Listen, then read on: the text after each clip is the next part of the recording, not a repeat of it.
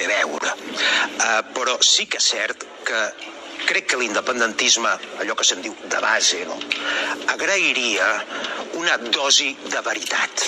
I quan dic una dosi de veritat, em vinc a referir que descrivissin la situació en la qual es troba ara Catalunya. És d'ingenus i és tractar d'infantil a la gent el dir que ara Catalunya està preparada per la independència d'una manera més o menys imminent i que estem preparats per un embat contra l'Estat. Perquè deixem-se de punyetes. Si resulta que una simple citació judicial de qualsevol jutge, que són psicòpates del Codi Penal, aquests jutges espanyols, evidentment, i per la Unitat d'Espanya, qualsevol citació...